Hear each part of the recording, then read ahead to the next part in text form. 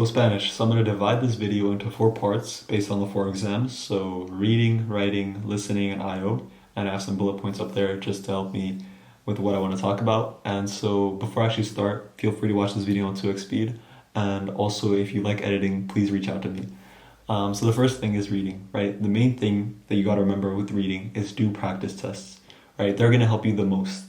But so whether it's the practice you find on IB Docs or online somewhere or your teacher gives you, make sure to use them properly and use the class exams even more because those are like the most real that you're going to be able to get to the timing, the actual stress levels and all that thing, like how you're actually going to perform in a real test. Now, after you finish an exam, try to go through and actually note down all the unfamiliar words and then add them to Spanish dictionary to like a vocabulary list.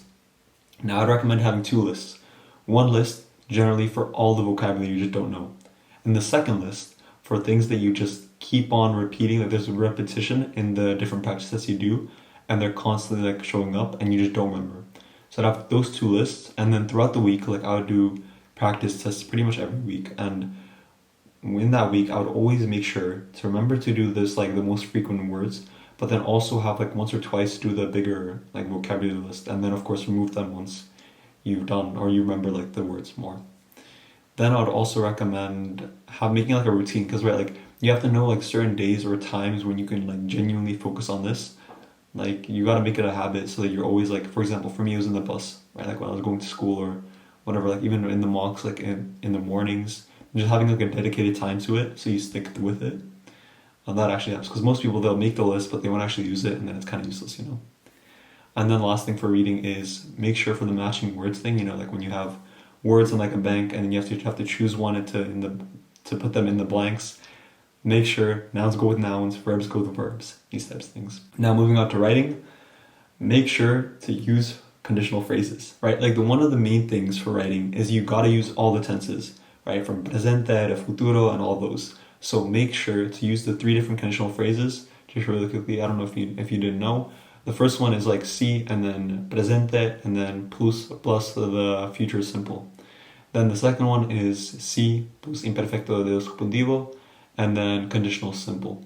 And then the third one is si plus comperfecto del subjuntivo y condicional compuesto. Might seem very difficult, but in reality, the first one is literally just using present plus then doing a future, which is like conjugations are on Spanish dictionary. The second one is literally just doing si no estuviera, pudiera, fuera, and then you could just do tendría or whatever. And then the third one is like si no hubiera, and then habría. It's like kind of a regret. You can look these up all online and you'll find them. And also your teacher will probably teach this to you. The next thing is idiomatic phrases. So like for example, te tener muchas ganas de, or me rompe mi corazón, or vale la pena. Like just have a list. Try to do like around 4 every single writing, and try to always expand because your teacher might just like randomly drop them in class. So highly recommend that. Then also have some like useful phrases that you can just use. Like for example, en la publicación de hoy quiero dar mi opinión sobre, like just having like a starter for like for example an opinion article or something like that, right?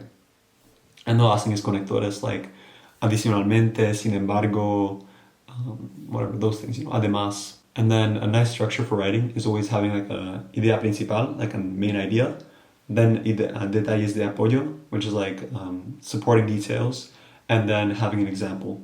Like moreover, an example from, for example, your class, like you watched a movie or you did an exchange, which I'll talk about in a little bit, or right, like having like simple like examples that you can draw up on. The principal idea is just to guide you like the main topic sense, then having the details kind of elaborates on that, and then you finish it off with an example. It kind of like flows well and kind of builds up an argument.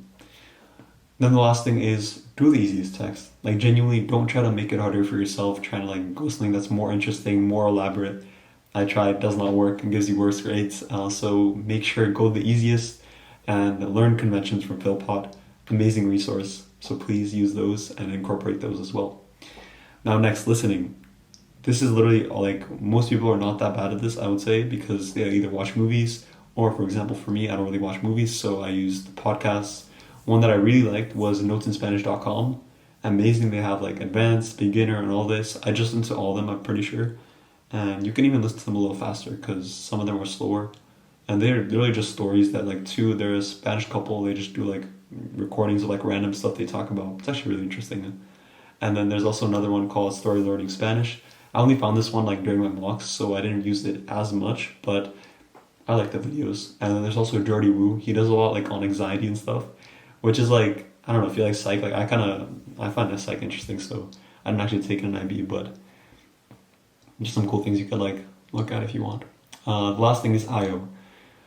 I stressed for this. I low-key did, because in my actual IO I kind of panicked, because my head blanked. Like I had no idea what to do, even though like all the things like, you know, people recommend you like doing a Spanish exchange, would highly recommend that. It was an amazing experience. And even speaking as much as possible with people and even your teacher, it might be awkward at first, but speaking with them genuinely helps. Or like even like I even booked time before my IO to speak with my teacher, go through the practice with them like in the room, and I still kind of panicked during the thing. So I'd highly recommend trying to speak as much as possible. Speak with your teacher a lot and be like comfortable with them in the room, like while you're practicing your IO, like while you're doing your practice IO, for example. Do it while they're in the room. Like genuinely like sit down and make it seem like it's real, because yeah, you do not want to stress out like in the actual IO. And then yeah, book time with your teacher to speak as much as possible. That's pretty much it for my Spanish guide. This was a class that took me years to actually figure out, so learning languages is not easy, and I wouldn't even say that I'm that good at it now. Like I passed the boundary by like 2 points, so it's a lot of practice and it's a lot of work. But if you do it, if you go through the motions, you learn the vocabulary and all this stuff, like all these tips, you should do better. So yeah.